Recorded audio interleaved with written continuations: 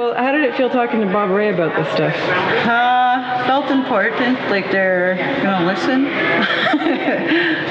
It's nice to be a young person and somebody listening to you, I guess. And hopefully he really helps us out here and does something, because we've had negotiators and I think he might be our fourth one or something.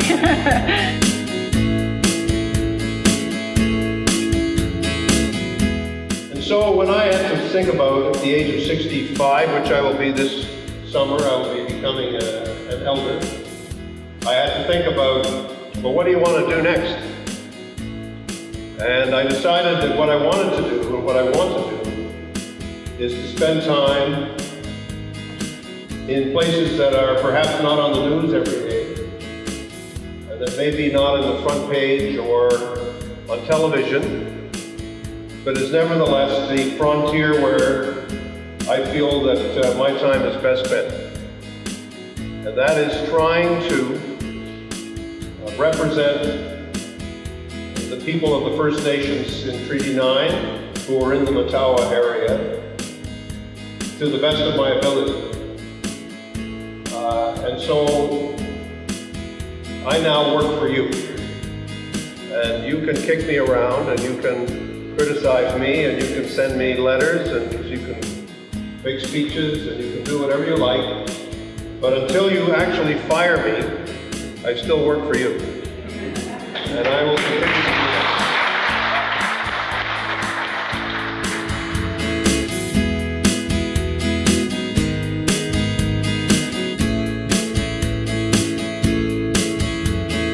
that. Many promises have been broken. I feel the Mother Earth shaking. I hear the cry on the forest land. It's funny how people never understand. Offer on this Mother Earth, believe in what I believe in as I pray. I see an eagle fly, passing a message to the Great Spirit. I hear the cry of passing the message to the Great Spirit, to the Great Spirit.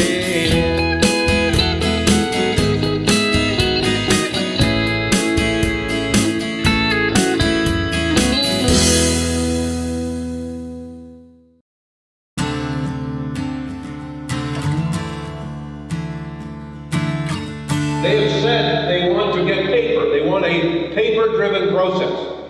So they get people to send in paper. But this isn't about paper. This is about a real discussion where we have the best experts, the best, and many of the best experts are in this room. The land is really important to our people. It's our identity is the land. And we need to be sure that we can use it for gathering, for hunting, for fishing. Because I use the land, the land was good to me, I take care of the land, and the land take care of me. It's not because we are very seldom use that piece of land, it's because the relationship that the community or the First Nation people has to the land. I know that I visit many cities and towns, across Canada, and I've seen the degradation of water all over the place. And here we have, some pristine waters still that are around, and I think we need to appreciate that. We have to remember that what we have here is valuable. The land users, the grassroots people need to be spoken with. They need to understand what's going on. it's a different vocabulary to a lot of people, especially people here, you know.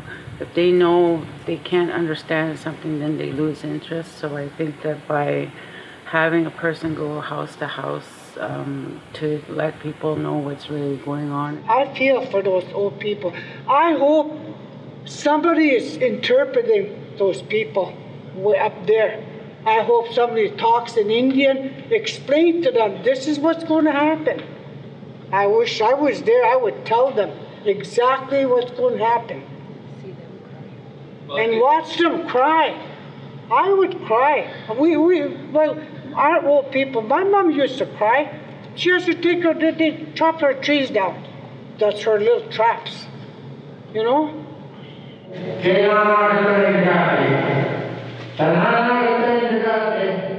Brought up from the land, everything that he was brought up, the nurturing, the teachings all came from the land. So perhaps maybe that's where the solutions lie. That was part of what I was thinking in the environmental cleanup, you know, it covers everything. You can't, you gotta be able to live after they're gone.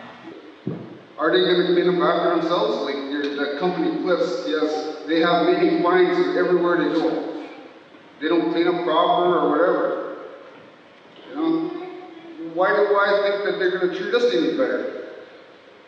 You know, maximum profit and get in there as fast as you can and get out.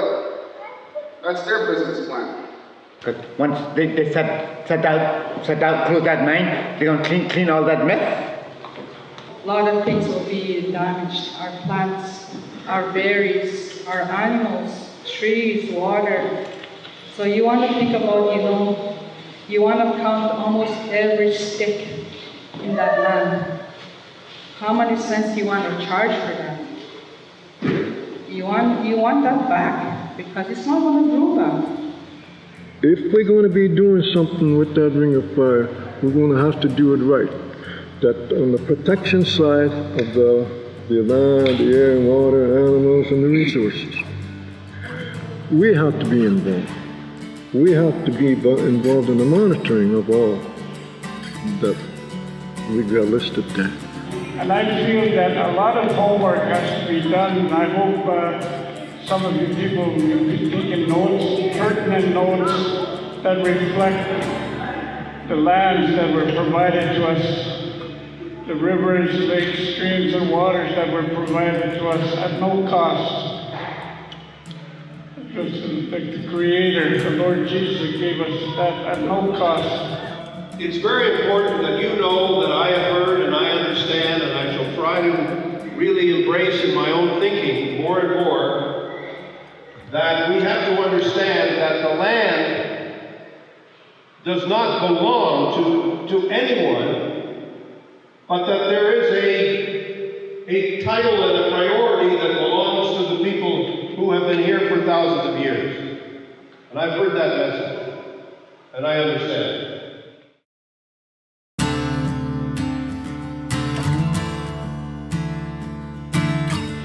A lot of the roads that we have now came from the logging road and made them into highways. And that's what's going to happen there too. We don't know yet what the real impacts are going to be as a result of the road coming in, or the railroad coming in, and the traffic that's going to come along with that. Also, the transportation of the ore and the material that's going to come through these roads. You know, there's always the potential of having an environmental disaster, like spills or something like that. They say 200 to 300 trucks are going to be coming down once they start development. How can we be given assurances that our people are going to be safe when we want to use the land? What I'd like to see with some of these trees, I think there's going to be enough for all the communities to actually build teaching lodges in each community, with the logs that are taken down to make this road. If I could change anything within the school, it could be faster internet, especially in the senior grades. researching is very important for education, and having faster internet would have helped me in my studies. Not always people are gonna be thrilled with the idea of roads going up north because of their tourist camp. You're never going to make everybody happy. But I'm hearing more and more people saying to me in different communities that they want road access and they want better hydro and better electricity and they want better broadband for their kids. It's all part of making sure the children have a good education or able to take advantage of the educational opportunities. So these things are all going to go together, and it's never, every development has an impact, but I still think this has got some opportunities that we have to take into account.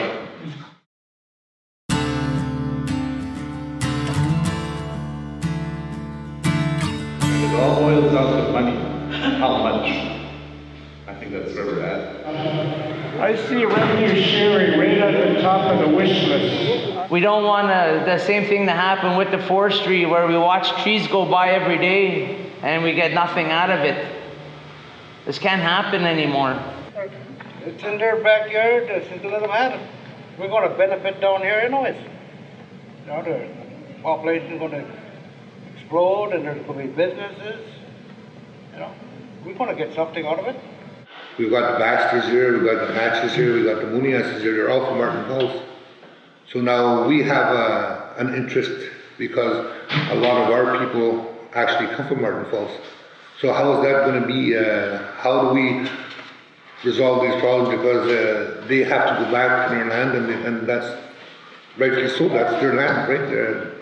So we do have an invested interest in that as well. Because at the end, we all have to end up standing together as one.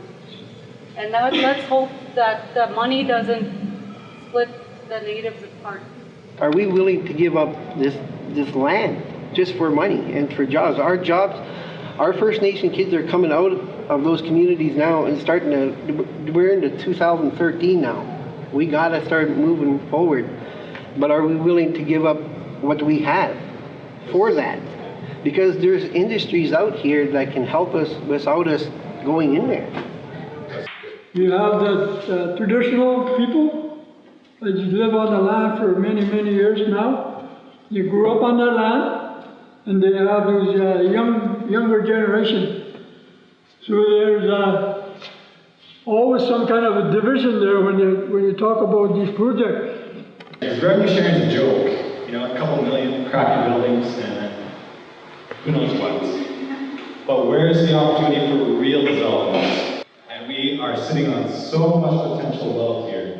And homes, everyone can own their own home, everyone can have their own business. Where's the opportunity? I want to see, and I want to hear a realistic assessment on what the business opportunities for us in the community are. Because for me, in 2 years I'm going to have a university degree, and the best job I can get here is probably construction. And that's just a joke. That's an absolute joke for how much money we have here. The problem we have here as natives is money all the time. You want to get into the business. I believe my community is seeking true partnerships with the industry, Ontario, and the government. And if they are serious in working with us, to develop policies to promote Aboriginal economic developments, how are we going to proceed this with them? I know there's a lot of opportunities there, and there's going to be a lot of non-native companies vying to build this corridor. Are we, as people who live on the land, are we going to get that opportunity to build these resources? And I think that's something that when we negotiate, we should make sure that's in there, that a certain amount of these contracts will go to First Nation companies. We have to start talking regional, where, let's say for instance, a $3 billion infrastructure that's going to take place. Our land alone, if they think they can do alone, is impossible. It has to be a regional development where all First Nations are involved, and they are the developers of. I know this is, I think it's part of what you want to hear. This is part of why the Native people are concerned regarding the development of mine at so many dollars in there, or billions of dollars.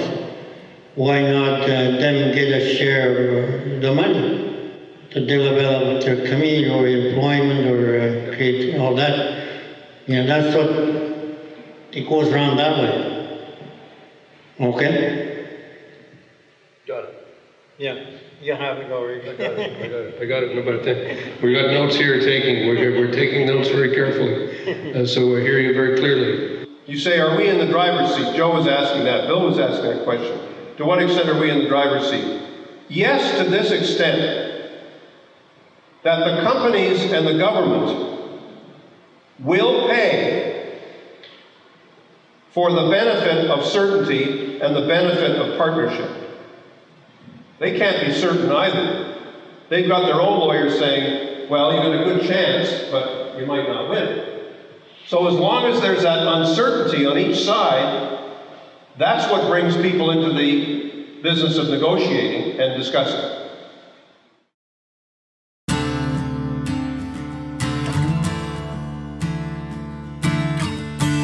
So what I'm trying to say is there's no jobs, no jobs for young people. There's no jobs. So that's why it's not, we're not surprised why they're into drugs or alcohol, but it got nothing to do.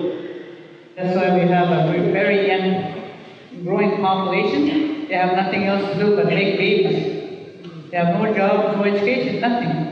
That's all they can do is rely on government benefits. Rewarding careers has to be pursued for our youth to provide communities the skills to support and build the communities.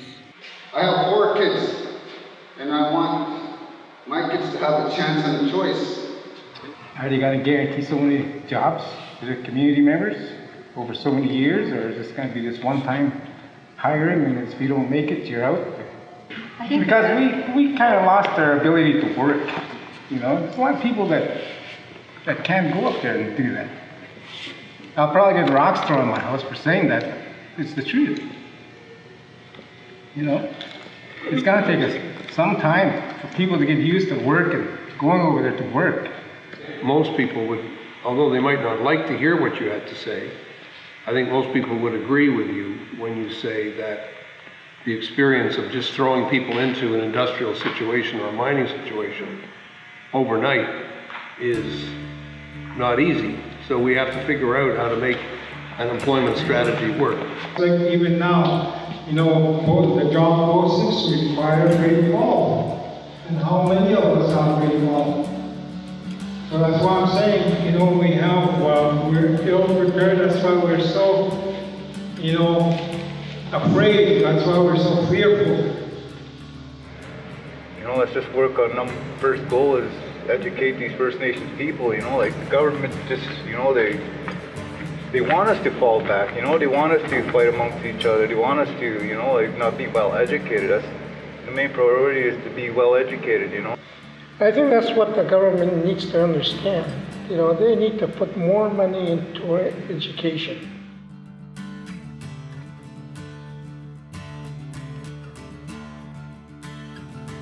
What I'd like to also see happen is the curriculum that's being imposed on our children be tweaked so that it reflects or even prepares them for the coming jobs, and that there is where you would put some of the money. Mr. Ray, I just hope that we don't set our youth up for failure and that we do help them succeed. And when they succeed, we all succeed. When they fail, we all fail. So we have to help them the best way we know how. After I finished residential school, I had a hard time and I struggled, and I have a hard time once in a while, still, even though I'm 66 years old today. And I think that's why I'm careful what the government is doing. I don't want to see that mistake again. I don't want to get my kids, my grandkids, get the same problem I had with the government. I don't want to see that. I want my people, my friends, my family, the government to make them better, to have a better life in the future. People have to be healthy to go to school or train or to be employed, you know. It took 100 years to get us to where we are now, dependent on the government. It's going to take another 100 years to heal our people, but it could be done. We need to utilize our elders, our spiritual elders, so we can heal, doctor, whoever's sick out there, the drug dealers, bootleggers. That's what they're doing this. That we keep our culture alive, because that's our forefathers, their medicine. That's how they were healthy. We need that today. But once money starts to generate in the circle, we start to heal our people, they start to go back on the land. And yes, we do need the capacity building that we all know that has to happen, and the social development that needs to happen. And like we talked about time frame when the mine is going to start now, these are the things that we have to start on now to make things happen, where we start partnershiping with Ontario, Canada, and the industry to sit down and start negotiating the terms of where the First Nations are in terms of how they see this land protected, how they want to develop this land, and how they want to develop socio-economic development in their own communities. We know, we live here. There's two kinds of investment we need. One is the physical infrastructure that we all know about, roads and cables and lines and things that we need to build a better infrastructure, housing, all the things that we don't have right now. But the second kind of infrastructure we need is the social infrastructure, the infrastructure in our bodies and in our hearts, yeah, and in our souls too. We need to build that so that we're going to be ready for the opportunities when they come. And the suggestion that a lot of that has to do with money and resources, that suggestion is absolutely correct. We need to work harder on getting the money and resources, and we're very committed to trying to do that.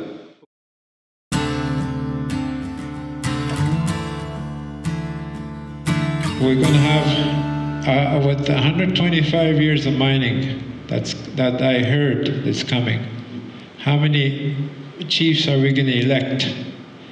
Are they going to follow the same agreements? Probably not. So we want to make sure that there is a word that kind of protects the body of our little children. The agreement that they must understand what we sign. But in the 500 years of history since they came over here, they've been lying to us and killing us off, killing our food. Why does it have to be mining? How can I believe them when they say they have our interests, our best interests in mind?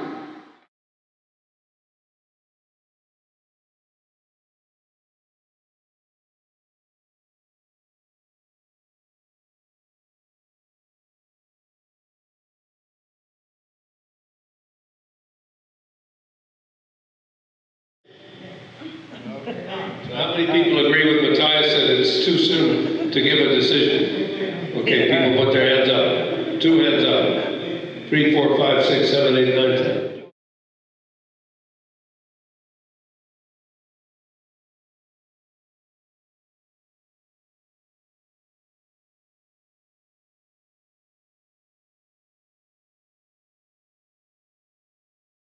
A lot of things will be damaged. Our plants our berries, our animals, trees, water. I now have kids and I have grandkids already, and those are the ones I'm thinking about, you know. What's the environment going to be like afterwards?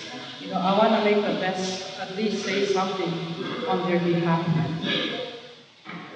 One of the speakers said that she was very, very concerned about having to make a decision because she felt the weight of the consequences on her shoulders. I can only tell you, I feel the same way. I feel very aware of the advice that I give, and I can assure you that I don't enter into this process lightly. It's sort of a twofold message. The one is that you're fearful of the development, but the other thing I'm hearing is you want the development. I hope I'm not misunderstanding it, because I'm hearing that message very, very strongly. People are afraid of what it could mean, what can go wrong, what can go bad, how we can make a mistake with this and end up with problems bigger than we had ever imagined. But I also think that people are saying how we're living now isn't good enough. It isn't enough.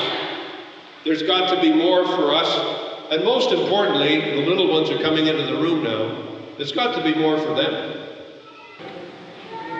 How do we want them to grow up? And that's the question we have to ask ourselves. If we want them to get a good education and have good health care and get a job and be able to provide for themselves, we have to make an economy happen. We can't have any of those things without economic development.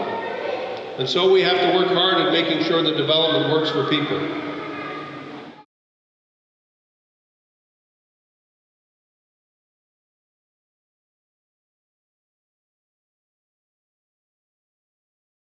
Like when we look at an eagle fly by, we enjoy that.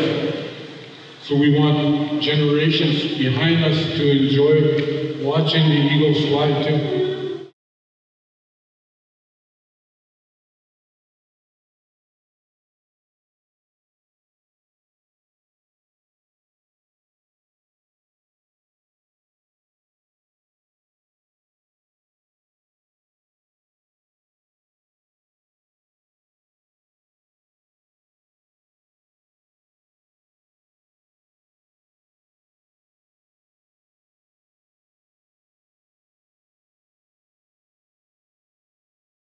Understand? I do. Like I said, I'm behind you. I was beginning to wonder for a while.